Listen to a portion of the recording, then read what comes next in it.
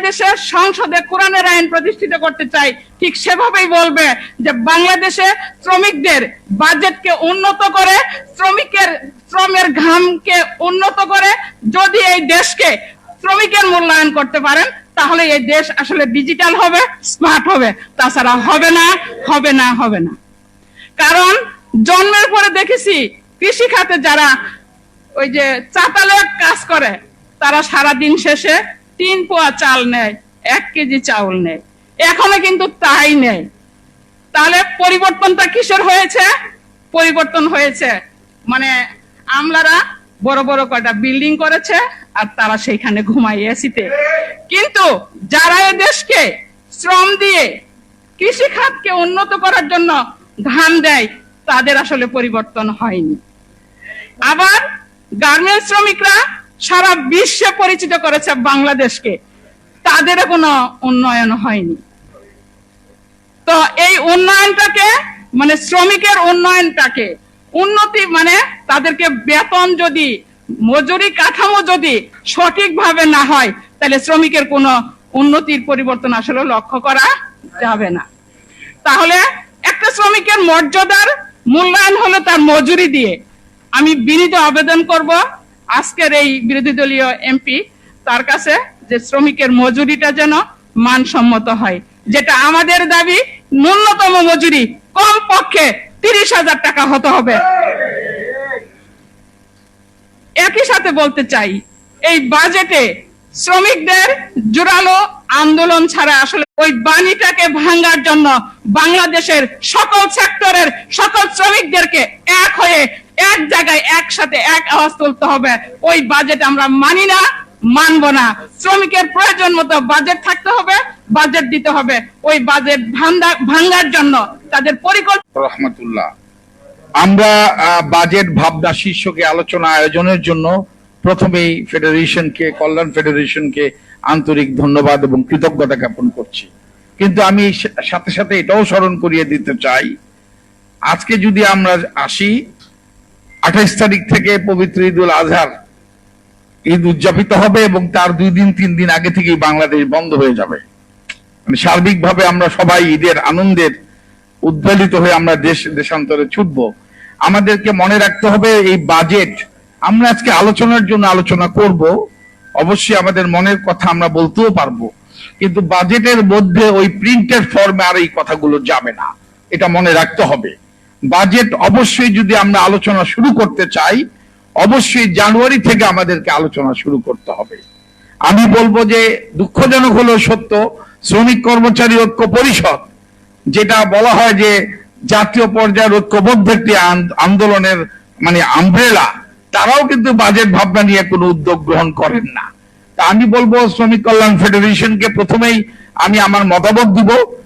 এবছর আপনারা যেহেতু এই মুক্ত পরিবেশে কল্যাণ ফেডারেশন দীর্ঘদিনের এই কল্যাণের একটি নির্বাচন অনুষ্ঠান আয়োজন করা যায়নি অতীতে, আমি যেটা জানি, কিন্তু আপনার একটি মুক্ত পরিবেশে গণতান্ত্রিক চর্চার মধ্য দিয়ে আপনাদের সফল উপস্থাপনা বিভিন্ন ক্ষেত্রে আপনারা দেখাতে সক্ষম হয়েছেন। আমরা বলবো যদি আগামী বার আমিও বেঁচে থাকি, আমরা চাইবো যে আপনি জানুয়ারি থেকে শুরু করবেন আলোচনা, এটা ভালো হবে। আসুন আমরা যদি একটু বিবেচনা করি শ্রমিকদেরকে প্রতিটি সরকার কিভাবে বিবেচনা করে। আমরা গত 25-26-এ 438 কোটি টাকা বরাদ্দ ছিল শ্রম মন্ত্রণালয়ের জন্য, সেটাও আবার বিগত বা অর্থ বছরের থেকে 92 কোটি টাকা মাত্র বেশি। তা আমরা এর মধ্য দিয়ে বুঝি যে বুর্জুয়া শ্রেণীর সরকারগুলো যে বলছি, কিন্তু আমাদেরকে মনে রাখতে হবে যে এই খাতগুলোয় বরাদ্দ বাড়ালেও হবে না। দুর্নীতির করাল গ্রাসে বাংলাদেশ ধ্বংসের দিকে যাচ্ছে। এই দুর্নীতি মুক্ত যদি দেশ নিশ্চিত করা না যায়, আপনি যতই ঢালেন না কেন সেটা কিন্তু চলে যাবে। এটা থেকে রক্ষার জন্য আসুন, আমি যেহেতু সময় সংক্ষেপ, আমি বলবো যে আমাদেরকে সরকারকে বলা যে এই আমাদের শ্রমিকদের জন্য একটি বিশেষায়িত হাসপাতাল দরকার। কর্মক্ষেত্রে পেশাগত কি কি রোগ হচ্ছে শ্রমিক শ্রেণী জানে না, সেটা নিশ্চিত করা, শিক্ষা খাতে আরো বরাদ্দ দেওয়া, যেন শ্রমিকের শিশুরা এবং ছাত্রছাত্রীরা যেন লেখাপড়া করতে পারে অবৈতনিক ভাবে, সেই ব্যবস্থা করা। এবং আমি বলবো খাদ্যে যেন ভর্তুকিটা বেশি করে বজায় রাখে, কারণ ইতিমধ্যে আপনার ডিম 160 টাকা হয়ে গেছে আজকে 1 ডজন। আমি মনে করি প্রোটিনের ঘাটতি শ্রমিক মিটাতে পারবে না। আসুন আমরা ঐক্যবদ্ধ আন্দোলন গড়ে তুলি। শ্রমিক কল্যাণ ফেডারেশনকে আবারও আন্তরিক ধন্যবাদ এবং কৃতজ্ঞতা জানাচ্ছি। একসাথে আমরা লড়াইয়ে থাকবো। আলহামদুলিল্লাহ। স্লিপ পাঠান ডেস্কোর থেকে এক ভাই বলতে চাচ্ছেন, অল্প সময় 2 মিনিটের মধ্যে শেষ করতে হবে। কে বলবেন? এই একটা আসছে ডেস্কো থেকে।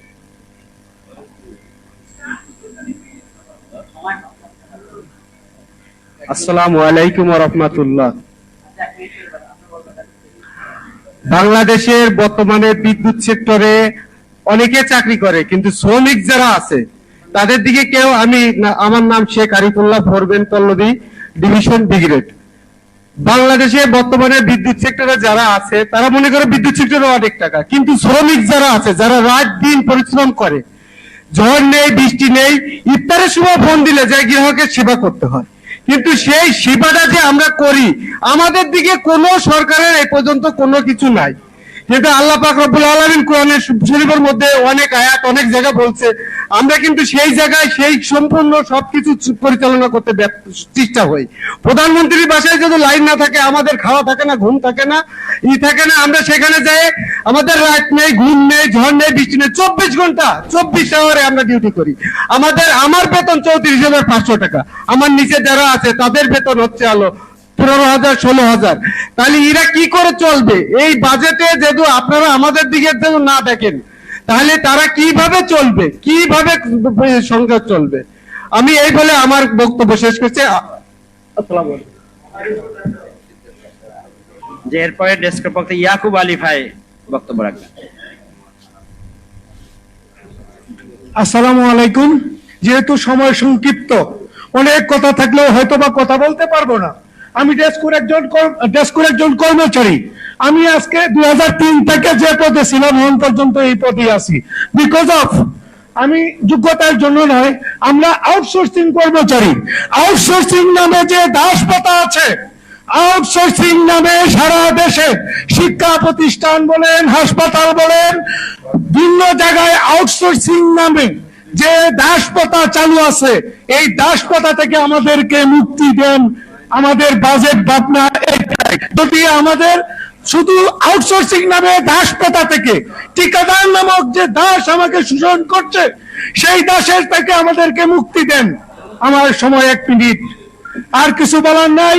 শুধু আউটসোর্সিং নামে এই দাসপ্রথা, প্রতিটা প্রতিষ্ঠানে আউটসোর্সিং এর নামে, ঠিকাদার নামে নিয়োগ দিয়া, যে আমার বেতন কাজ করি আমি, আমার বেতন দ্বিতীয় পক্ষ নিয়ে আমার ইচ্ছা মতো বেতন দেয়। এটাতে আর কেউ নাই। এই স্বাধীন দেশে, এই স্বাধীন দেশে আমরা যে কত পরাধীন, এই স্বাধীন দেশে, স্বাধীনতার স্বাদ আমরা আউটসোর্সিংরা কোনোদিন পাই না। এই আউটসোর্সিং কর্মচারীর পক্ষ থেকে আমি ডেস্কো আউটসোর্সিং কর্মচারী ঐক্য পরিষদের সহসভাপতি, বাংলাদেশ আউটসোর্সিং কর্মচারী ঐক্য পরিষদের কার্যকরী সদস্য হিসাবে বাজেট ভাবনায় আমি যেন বাংলাদেশ 6 লক্ষ আউটসোর্সিং কর্মচারীর প্রাণের দাবি, তাদেরকে ঠিকাদার মুক্ত করে, দাসপ্রথা থেকে মুক্ত করে যেন স্ব প্রতিষ্ঠানে নিয়োগের ব্যবস্থা করা হয়।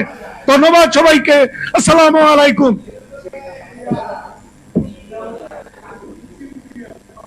আলহামদুলিল্লাহ, উনি ঠিকই বলেছেন, এটা বড় ধরনের বৈষম্য। ইনশাআল্লাহ এই ব্যাপারে আমরা সবাই দাবি তুলব। এখন বক্তব্য রাখবেন আব্দুর রহমান, সভাপতি বাংলাদেশ শ্রমিক অধিকার পরিষদ।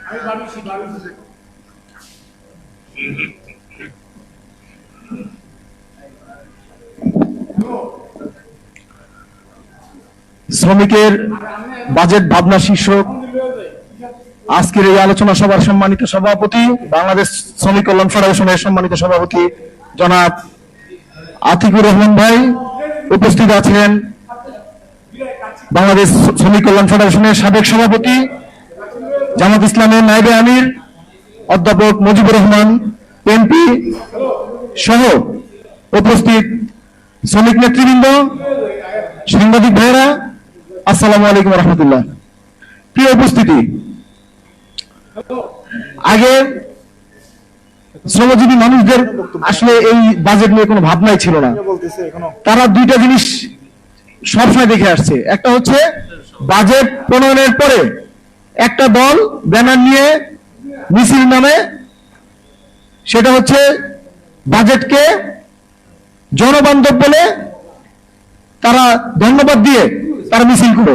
আরেকটা হচ্ছে যে বাজেটকে গণবিরোধী বলে আরেকটা দল মিছিল করে, এবং পরদিন আমরা খালি পত্রিকায় দেখলাম কিসের দাম কমবে কিসের দাম বাড়বে। অর্থাৎ আমাদের আসলে পরিবর্তন হয়েছে যে আমরা এখন শ্রমজীবী মানুষরা এই বাজেট নিয়ে ভাবি। এখন আমরা তো এখন আমাদের বাজেট বলতে আমরা বুঝতাম যে এই দেশের উন্নয়নের জন্য বাজেট হবে, বড় বড় ভবন হবে, বড় বড় প্রকল্প হবে।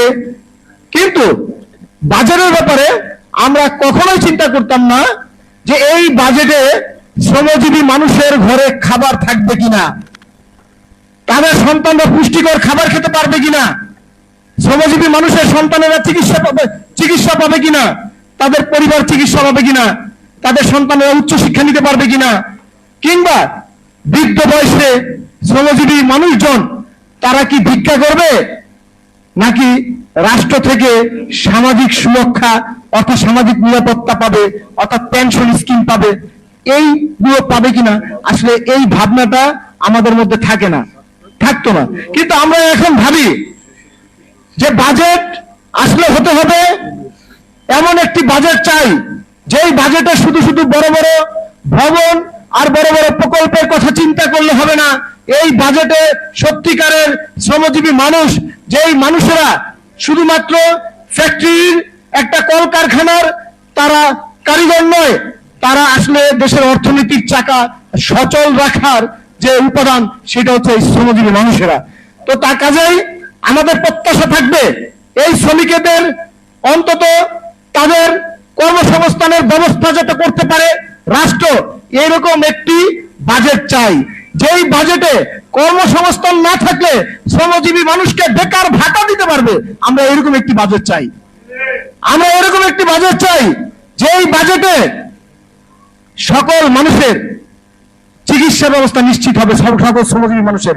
আমার অনেক ভাইয়েরা বলেছেন শ্রমিকদের জন্য বিশেষায়িত হাসপাতাল, আমি এই ব্যবস্থার প্রচন্ড বিরোধী। শ্রমিকদের হাসপাতাল যদি করা হয় সেটা চরম অযত্ন এবং অবহেলায় থাকবে, এটা আপনি নিশ্চিত থাকেন। এজন্য আমরা এমন একটা হাসপাতাল চাই যেই হাসপাতালে রাষ্ট্রের সকল সরকারি কর্মকর্তা কর্মচারী এবং রাষ্ট্রের সকল নির্বাচিত জনপ্রতিনিধি সেই হাসপাতালে চিকিৎসা নিবে, শ্রমিকেরাও সেই হাসপাতালে চিকিৎসা নিবে। বাংলাদেশের বড় বড় নেতারা সর্দি কাশি হলেও সিঙ্গাপুরের মাউন্ট এলিজাবেথে যায়, এইটা বন্ধ করতে হবে। সমস্ত নির্বাচিত জনপ্রতিনিধি এবং সরকারি কর্মকর্তা কর্মচারী এই দুইটা শ্রেণী অবশ্যই সরকারি হাসপাতালে চিকিৎসা নিতে হবে, এটা বাধ্যতামূলক করতে হবে। তাহলে এই শ্রমজীবী মানুষের আমি মনে করি চিকিৎসা ব্যবস্থা নিশ্চিত হবে। আজকে এই হামের প্রকোপে কারা মারা যাচ্ছে, যেই সমস্ত পরিবারের সন্তানদের তারা পর্যাপ্ত পুষ্টিকর খাবার দিতে পারছে না, তারা নিজেরাও পুষ্টিকর খাবার নিতে পারছে না। যেই মায়েরা, আমরা মেগা প্রকল্পগুলো আমরা দেখেছি চালু আছে না, এলিভেটেড সহ বিভিন্ন মেগা প্রকল্প চালু আছে।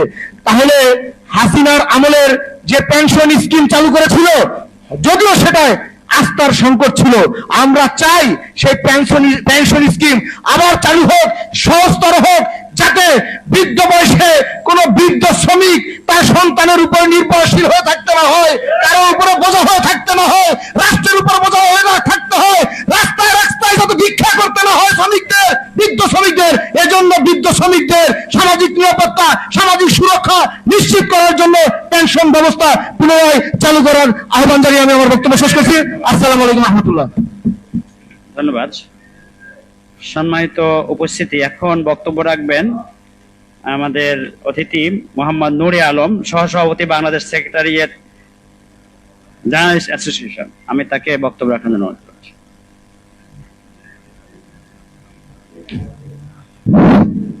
আউযু বিল্লাহি মিনাশ শাইতানির রাজিম, বিসমিল্লাহির রহমানির রহিম। আজকে শ্রমিকদের পাক বাজেট ভাবনা মত বিনিময় সভায় উপস্থিত সম্মানিত সভাপতি এবং প্রধান অতিথি, বিভিন্ন ফেডারেশন থেকে আগত শ্রমিক নেতৃবৃন্দ, সবার প্রতি আন্তরিক সালাম, আসসালামু আলাইকুম। আমি আজকে বাজেটের বাইরে কিছু বলবো না। মূলত শ্রমিকরা অনেক কথা বলেছেন, সেটা হচ্ছে যে সর্বাঙ্গে ব্যথা ওষুধ দিবে কোথা। শ্রমিকরা এত অবহেলিত এবং এত লাঞ্ছিত যে অথচ ওনারা হচ্ছেন সমাজের চালিকা শক্তি, রাষ্ট্রের চালিকা শক্তি, ওনারাই সবচেয়ে বেশি অবহেলিত। এই প্রেস ক্লাবে গত 25 বছরই ধরেন শ্রমিকদের বাজেট নিয়ে বা বিভিন্ন বিষয় নিয়ে অনেক কথা হয়েছে, কিন্তু আদৌ কি বাজেটে সেগুলা শতভাগ বাস্তবায়িত হয়েছে? 1% যদি বাস্তবায়ন হইতো হয়তো আজকের এই প্রোগ্রাম করা লাগতো না। তো আমি আপনাদেরকে বলি একটি কথা, এই চলতি বাজেটে সবচেয়ে বেশি বরাদ্দ হয়েছে অর্থ মন্ত্রণালয় এবং সবচেয়ে বেশি মানে সবচেয়ে কম এবং নিম্ন বরাদ্দ হচ্ছে শ্রম মন্ত্রণালয়। শ্রম মন্ত্রণালয়ের বাজেট হচ্ছে আপনার 2,956 কোটি টাকা। এর মধ্যে রাজস্ব বাজেটই হচ্ছে 2,727 কোটি টাকা, আর উন্নয়ন বাজেট হচ্ছে মাত্র 229 কোটি টাকা। এটা হচ্ছে মোট বাজেটের মানে শ্রমিকদের যে মূল উন্নয়নের জায়গাটা, সেখানে হচ্ছে 0.03%। মানে কতটা অবহেলিত শ্রমিক শ্রেণী সেটা বাজেটের আলোকে আমি কথাটা বলি আর কি। দেখেন, তারপরে যদি মনে করেন ন্যূনতম মজুরির কথা আসেন, সেখানে প্রস্তাবিত এখন বর্তমানে মজুরি হচ্ছে 12,500 টাকা, অথচ প্রস্তাব করা হয়েছিল ন্যূনতম মজুরি 25,000 টাকা করা যায়। এবং বর্তমান লিভিং ওয়েজের যে কাঠামোটা, সেখানে আপনার ন্যূনতম 25,000 হইলে একটা শ্রমিক ডাল ভাত খেতে পারবে বা আলু ভর্তা দিয়ে হলেও সে লাইফটা সার্ভাইভ করতে পারবে। কিন্তু শ্রমিকদের মজুরি মূল্যায়নের জন্য প্রতি বছরই শ্রমিক সংগঠনগুলো বলা হয় বাজেটে শ্রমিকদের মজুরি পুনর্নির্ধারণ করা হয় না, শ্রমিকরা ন্যূনতম মজুরি পায় না। সেখানে গার্মেন্টস শ্রমিকদের বর্তমানে পার ডে 480 টাকা মজুরি পায়, ঘন্টায় 60 টাকা করে। এই মজুরি দিয়ে কি একটা শ্রমিক তার পরিবার এবং বা ফ্যাক্টরিকে ভালো কোনো এফোর্ট দিতে পারবে আপনারা মনে করেন? এটা কোনোভাবেই সম্ভব না, ঘন্টায় 60 টাকা পাই।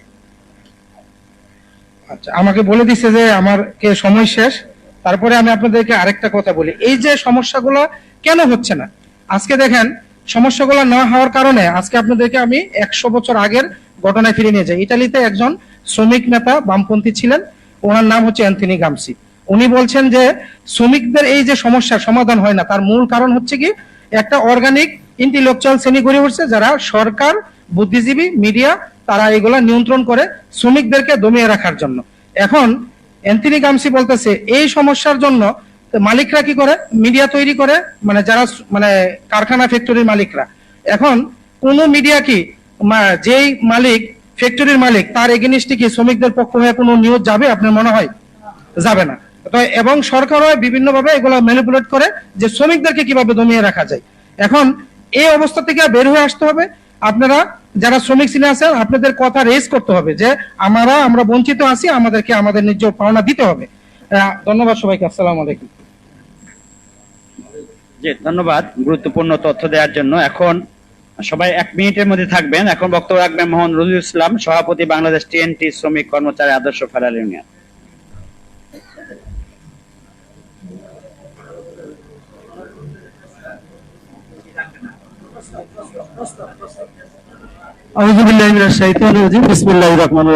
উপস্থিত আজকের এই প্রাক বাজেট আলোচনার সম্মানিত প্রধান অতিথি, সবার সভাপতি, বিভিন্ন দায়িত্বশীল ভাইরা এবং আমার সামনে উপস্থিত বিভিন্ন সাংবাদিক এবং শ্রমিক নেতৃবৃন্দ, আসসালামু আলাইকুম ওয়া রাহমাতুল্লাহি ওয়া বারাকাতুহু।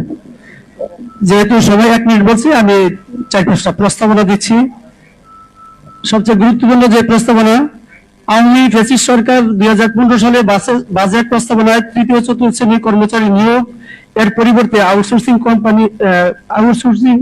নিয়োগ করবে। এতে রাষ্ট্রের ব্যয় কমবে। এতে বর্তমানে রাষ্ট্রের অতি গুরুত্বপূর্ণ কার্যক্রম আউটসোর্সিং কোম্পানির হাতে চলে যাচ্ছে। এতে দেশের লক্ষ লক্ষ শিক্ষিত আউটসোর্সিং কোম্পানি নিয়োগপ্রাপ্ত কর্মচারীরা 15-16 হাজার টাকায় বছরের পর বছর চাকরি করে যাচ্ছে। এতে তারা অর্থনৈতিকভাবে পঙ্গু হয়ে যাচ্ছে।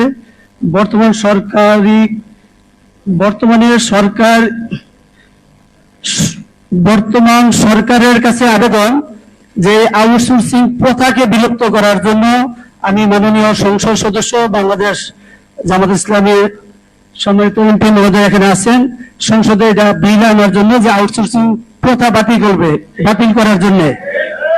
কারণ বর্তমানে 14.5 লক্ষ সরকারি কর্মকর্তা কর্মচারী, বর্তমানে প্রায় 8 লক্ষ বিভিন্ন গুরুত্বপূর্ণ জায়গায় সরকারি সচিবালয়, গণভবন, বঙ্গভবন, স্বাস্থ্য, শিক্ষা প্রত্যেকটা সেক্টরে আউটসোর্সিং কোম্পানিগুলো কাজ করে যাচ্ছে এবং শিক্ষিত বেকাররা অর্থনৈতিকভাবে পঙ্গু হচ্ছে যাচ্ছে। 2 নম্বর হলো আগামী অর্থ বছরের মধ্যে পে স্কেল এবং মজুরি কমিশন দ্রুত বাস্তবায়নের জন্য পদক্ষেপ নিতে হবে। এই প্রস্তাবনা এবং ন্যূনতম মজুরি কমিশন হবে 25,000 টাকা। পে স্কেলের 20টি ধাপ আছে, এটাকে 10 ধাপ করতে হবে এবং বেতনের অনুপাত করতে হবে 1:5। আসসালামু আলাইকুম ওয়া রাহমাতুল্লাহি ওয়া বারাকাতুহু। ধন্যবাদ। আরো ভাইরা বক্তব্য দিতে চাচ্ছেন, তার আমি শেফালী হোসেন, সহসভাপতি বাংলাদেশ সংযুক্ত শ্রমিক ফেডারেশন, মোহাম্মদ আবুল হোসেন রোমান, যুগ্ম সাধারণ সম্পাদক বাংলাদেশ আশ্রমশিক কর্মচারী ঐক্য পরিষদ, তারা উপস্থিত আছেন। সময়ের অভাবে আমরা বক্তব্য শুনতে পাচ্ছি না। এখন বক্তব্য রাখবেন মোহাম্মদ জয়নাল আবেদিন জনি, সাধারণ সম্পাদক ন্যাশনাল ওয়ার্কার্স ফেডারেশন বাজাফের 26।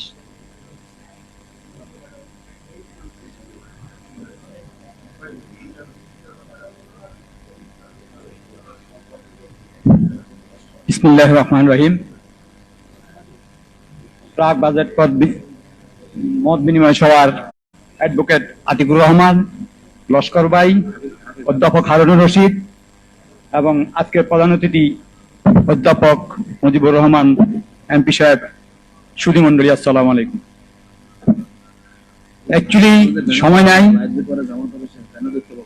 বড় বড় নেতা, আমি শুধু এটুকুই বলতে চাই যে স্বাধীনতার পর আজ পর্যন্ত শ্রমিক ঐক্য, বাংলাদেশের শ্রমিক ঐক্য সেভাবে গড়ে ওঠেনি।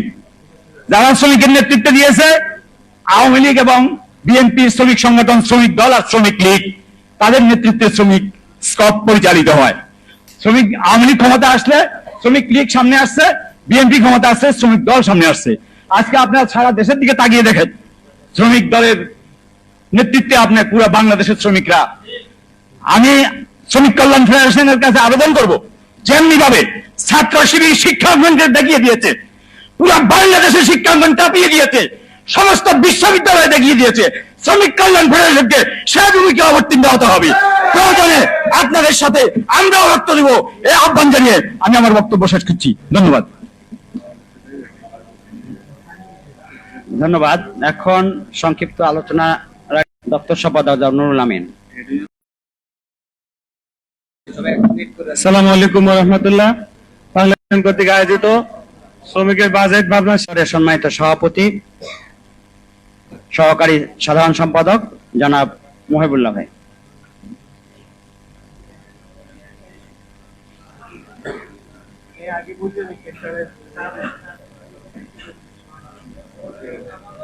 এরপর প্রস্তুত থাকবেন অ্যাডভোকেট আলমগীর ভাই। বিসমিল্লাহির রহমানির রহিম। সম্মানিত উপস্থিতি, সকলে শ্রমিকদের নিয়ে মায়া কান্না করে, বক্তব্যের মঞ্চে দাঁড়িয়ে দেওয়া হলে চমৎকার করে বক্তব্য দেয়, কিন্তু শ্রমিকদের জন্য কিছু করার যে ক্ষেত্রটা, সেখানে গিয়ে সবাই তাদের হাত এবং চিন্তা এবং ব্রেনকে এবং বিবেককে গুটিয়ে ফেলে। এটা হলো আজকে সমাজের বাস্তবতা। এজন্য আমি সরকারকে প্রথমে অনুরোধ করব, যে বাজেট জাতির সামনে উপস্থাপন করতে চান, নৈতিকতা সম্পন্ন শ্রমিকদের জন্য, দেশের মানুষদেরকে নিয়ে ভাববে, এইরকম মানুষদের, শ্রমিকদের জন্য, জনতার জন্য কি প্রয়োজন, তাদের কাছ থেকে পরামর্শ নিয়ে একটা বাজেট প্ল্যান তৈরি করার জন্য প্রথমে সরকারকে আহ্বান জানাবো। দ্বিতীয়ত হচ্ছে, আমরা খুব ভালোভাবে লক্ষ্য করছি, এই সরকার ক্ষমতায় আসার পরে ইতিমধ্যে প্রত্যেকটা জিনিসের দাম বাড়তে শুরু করেছে। বাজেট করার পরে সকল দিকের দাম হু হু করে বাড়বে, এটাই বিরোধী দলের মূলনীতি। এই জন্য বিরোধী দলকে সাথে নিয়ে একটা দেশের উপযোগী, মানুষের উপযোগী বাজেট তৈরি করার আহ্বান জানিয়ে আমার কথা শেষ করছি। আসসালামু আলাইকুম ওয়া রাহমাতুল্লাহ। বিসমিল্লাহির রহমানির রহিম। আসসালামু আলাইকুম ওয়া রাহমাতুল্লাহি ওয়া বারাকাতুহু। আমরা তো আজকে বাজেট আলোচনা করছি, ইতিমধ্যে 25 এবং 26 সালের জন্য 7,90,000 কোটি টাকার বাজেট ইতিমধ্যে কিন্তু প্রিন্টেড হয়েছে। 7,90,000 দিলাম, 8,90,000। এবং আমরা দেখি এটা 54তম বাজেট বাংলাদেশ স্বাধীন হওয়ার পরে 1972 সালে যে প্রথম বাজেট দিয়েছিল মরহুম তাজউদ্দিন আহমেদ, সেখানে 786 কোটি টাকা বাজেট ছিল। এখন অনেক বড় বাজেট। আমাদের এখানে দাবি থাকবে যে প্রথম দাবি থাকবে সরকারের প্রতি যে এরকম বাজেট পেশ করার আগে অবশ্যই যারা শ্রমিকদের নিয়ে কাজ করেন, শ্রমিক নেতৃবৃন্দ আছেন, বাংলাদেশে প্রায় 7,35,00,000 শ্রমজীবী মানুষ আছে, তাদের যারা প্রতিনিধিত্ব করেন তাদেরকে নিয়ে আগে না বসলে এই বাজেটে কিন্তু শ্রমিকদের ভাবনা প্রতিফলন হবে না।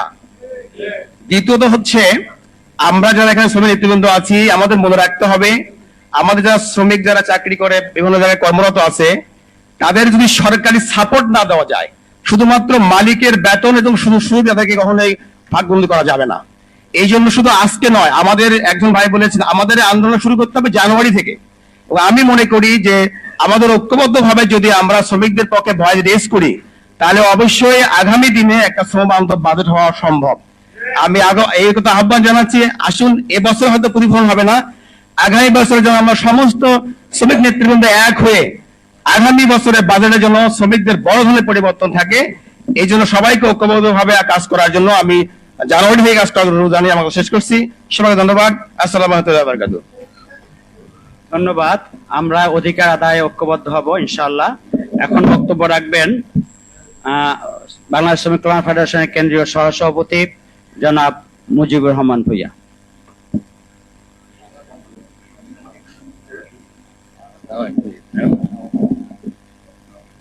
বিসমিল্লাহির রহমানির রহিম।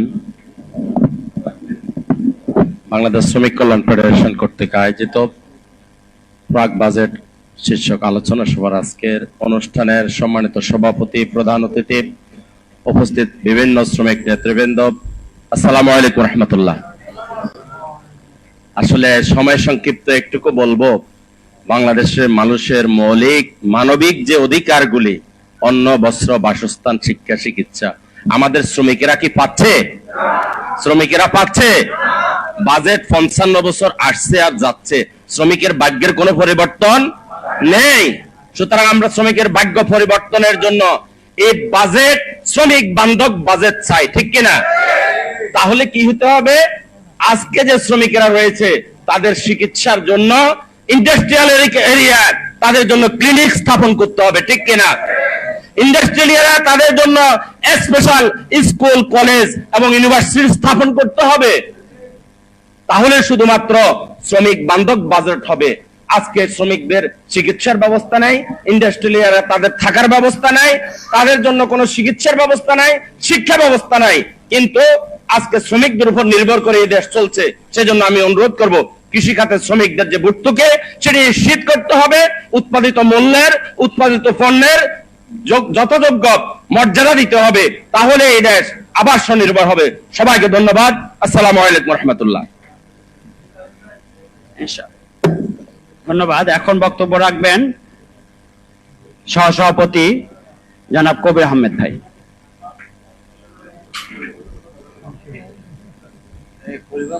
বিসমিল্লাহির রহমানির রহিম।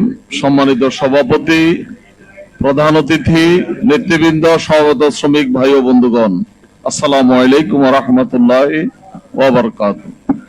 স্বাধীনতা পরবর্তী বাজেট প্রতিনিয়তই আকার বৃদ্ধি পাচ্ছে। জুলাই বিপ্লবের পর এবারকার বাজেট আরো অনেক বড় হবে বলে আমাদের প্রত্যাশা। আজকের প্রত্যাশা হচ্ছে বাজেট যত বড় আকারের হোক না কেন, বাজার ব্যবস্থার সাথে সংহতি রেখে যাতে করে বাজেটটি শ্রমিক বান্ধব হয়, আজকের এই বৈঠক থেকে সেই দাবি জানাচ্ছি। দ্বিতীয় হচ্ছে, বাংলাদেশের বৈদেশিক মুদ্রা অর্জনের সবচাইতে উল্লেখযোগ্য সেক্টর হচ্ছে গার্মেন্টস খাত। সেই গার্মেন্টস খাতের অনেকগুলো ফ্যাক্টরি আজকে বন্ধ। যারা আওয়ামী ফ্যাসিস্ট তারা আজকে পালিয়ে গিয়েছে কোটি কোটি টাকা বাংলাদেশের বিনিয়োগ নিয়ে। আজকের এই বাজেটে 2026 সালের এই বাজেটে যাতে করে বরাদ্দ রাখা হয়, বাংলাদেশ ব্যাংকের মাধ্যমে সেই সমস্ত বন্ধ কলকারখানাগুলো চালু করার জন্য তাদের ঋণের রিশিডিউল করা হয়, এই দাবি জানাচ্ছি। যাতে করে শ্রমিক মেহনতি মানুষ, বিশেষ করে রেশনিং ব্যবস্থা, পেনশন স্কিম এবং হাসপাতাল, শিক্ষা কেন্দ্র চালু করার জন্য এই বাজেটে যাতে পর্যাপ্ত বাজেট রাখা হয় এই প্রত্যাশা ব্যক্ত করে কৃষকদের প্রশিক্ষণের জন্য কোনো ব্যবস্থা আজও করা হচ্ছে না। দক্ষ কৃষক তৈরি করার জন্য, শ্রমিক তৈরি করার জন্য কোনো ব্যবস্থা করা হচ্ছে না। যদিও কিছু সরকারি কর্মকর্তা আছে, তারা কাজ করে না। কৃষির কার্ডের যে ব্যবস্থা করা হয়, ধারণ প্রেরণ হচ্ছে, কৃষকের ভাগে জোটে না, জোটে একটা দলের লোকদের ভাগে জোটে। ওই কৃষি কার্ড দিয়ে আমাদের ভাগ্যের কোনো পরিবর্তন হয়নি, হবেও না। আমি অনুরোধ করব, কৃষকদের উৎপাদিত ফসলের যে দাম, যে খরচ, সে খরচও আজকে বাজারে পাওয়া যায় না, ফলে কৃষকরা হাওতাস করতেছে। আমি অনুরোধ করব, সকলকে অনুরোধ করব, বাজারে যাতে কৃষকদের উৎপাদিত দ্রব্যের মূল্য ন্যায্য হয় তার ব্যবস্থা করতে হবে। তেমনি করে তাদের কাছ থেকে রক্ষা করতে হবে কৃষকদেরকে। কৃষকেরা যে উৎপাদন করে সে রক্ষা করার ব্যবস্থা রাখে না। আমি অনুরোধ করব, বাজেট ভাবনা যারা বক্তব্য দেবেন, যারা কথা বলার সুযোগ পাবেন, অনুরোধ করব উপজেলা ইউনিয়ন পর্যায়ে কৃষকদের ফসলকে সংগ্রহ করার জন্য কোল্ড স্টোর তৈরি করার ব্যবস্থা করতে হবে, যাতে তারা সময়মতো দাম দিয়ে এটা কে বিক্রি করতে পারে। সম্মানিত ভাইরা, সার কারখানা, বাংলাদেশে 8টা সার কারখানা আছে, 4টাই বন্ধ, 4টা বন্ধ হয়ে, 4টা বন্ধ, 4 চালু আছে। আমি অনুরোধ করব, দেশের সার কারখানা সব চালু করা হোক, আরো সার কারখানা তৈরি করা হোক, যাতে কৃষকেরা প্রচুর সার পায়। আজকে সেচ ব্যবস্থা একই রকম, ব্যাংক থেকে কৃষি লোন পাওয়ার কোনো সুযোগ নেই, থাকলেও আমাদের কোনো লাভ হয় না। এসব বিষয়ে কৃষকদের দিকে না তাকালে আমাদের দেশ কৃষি ভিত্তিক হলেও, অর্থনীতি ভিত্তিক হলেও আমাদের কল্যাণ হবে না। আপনারা জানেন, জাপান, থাইল্যান্ড, সেসব দেশের অর্থনীতি এই কৃষকদের উপর নির্ভরশীল হয়ে আছে, তারা উন্নতি করেছে, আমরাও করতে পারি। আমি আর কথা না বাড়িয়ে এতটুকু বলবো শুধু যে আগামী ঈদ আসতেছে, এই ঈদ উপলক্ষে আমাদের কৃষক শ্রমিকদের সহ সকল শ্রমিকদের যে বোনাস, যে বেতন, তা পরিশোধ করে দিন, যাতে করে ঈদ তারা প্রতিপালন করতে পারে। ঠিক তেমনি করে বন্যায় যে ক্ষতিগ্রস্ত হয়েছে, এটাও পূরণ করে দিন।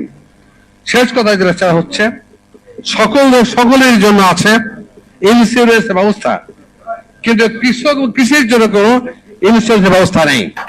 আমি অনুরোধ করবো সরকারের কাছে যে প্রত্যেকটা কৃষক যাতে বেঁকে দেয় পড়লে, কৃষি শ্রমিকরা বেঁকে দেয় পড়লে যাতে ইন্স্যুরেন্সের সাহায্য পায়, এবার ভূমিকা রাখা উচিত। ধন্যবাদ। আসসালামু আলাইকুম। এখন বক্তব্য রাখবেন সিনিয়র সহসভাপতি, রিকশা শ্রমিক নেতা, জাতীয় রিকশা শ্রমিক পরিষদের কেন্দ্রীয় সভাপতি অধ্যাপক হারুন রশিদ খান।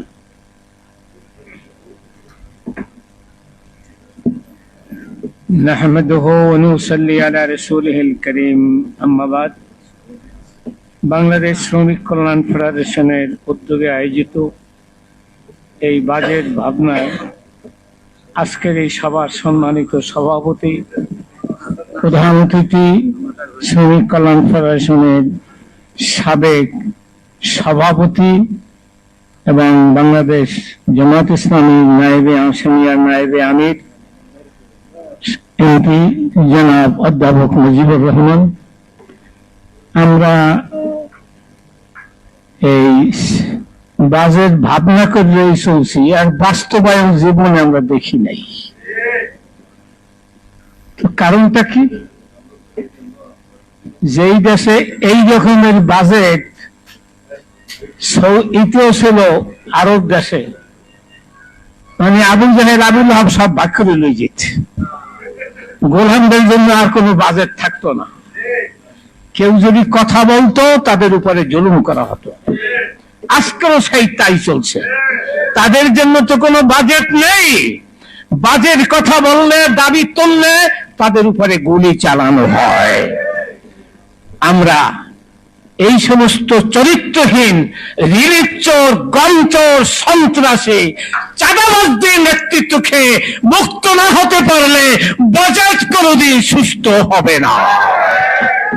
তাই আমি মানব রচিত আইন, ভ্রান্ত, পক্ষপাত দুষ্ট। আমি এই মানব রচিত আইনকে প্রত্যাখ্যান করে এই বাংলাদেশে কোরআনের বিধান, রাসূলের বাজেট পেশ করতে চাই। মহান আল্লাহ আমাদেরকে তৌফিক দান করুন।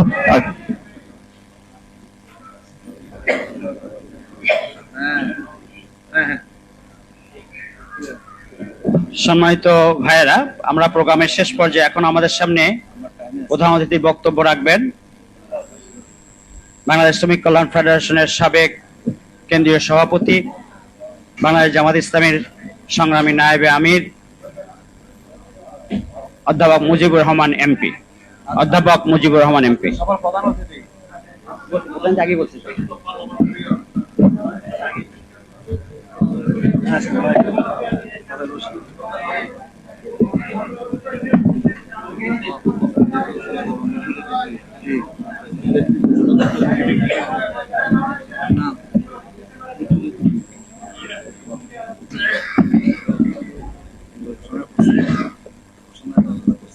إن الحمد لله والصلاة والسلام على رسول الله وعلى آله وأصحابه أجمعين.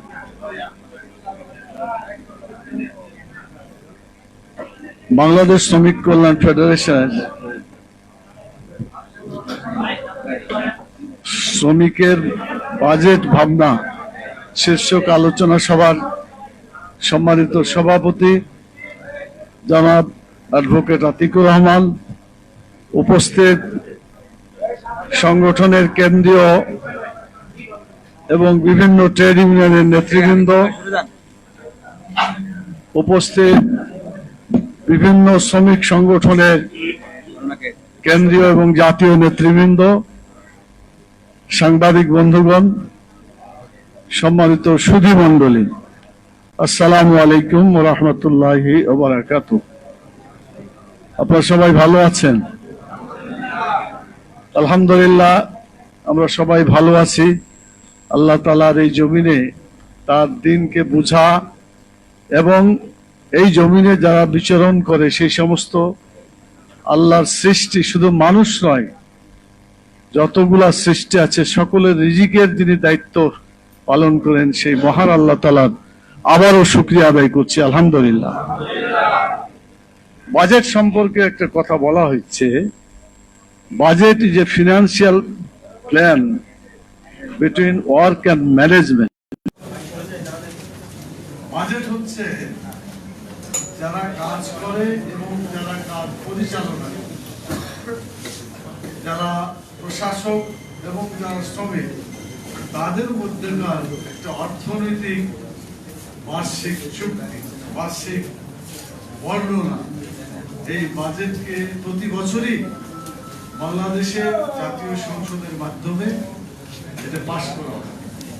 আগামী 7 তারিখে জুন মাসে বাজেট অধিবেশন শুরু হবে। আবার এই বাজেটের উপরেই আমাদের আলোচনা করতে হবে।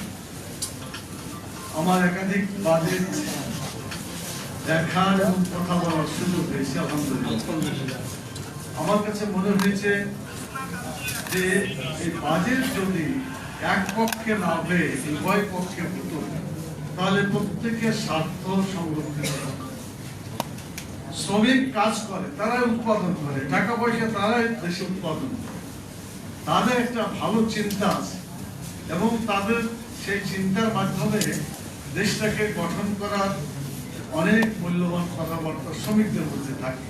কিন্তু বাজেট যারা তৈরি করে সেখানে কোনো শ্রমিককে রাখা হয় না এবং শ্রমিকের কোনো অবদান তারা স্বীকারও করে বলে আমার তারা যাদেরকে যাদের দিয়ে তিনি কাজ করান, আল্লাহ নিজেই তাদেরকে সম্মানিত করেন। সূরা কাসাসে বলা হয়েছে যে যারা শ্রমিক এবং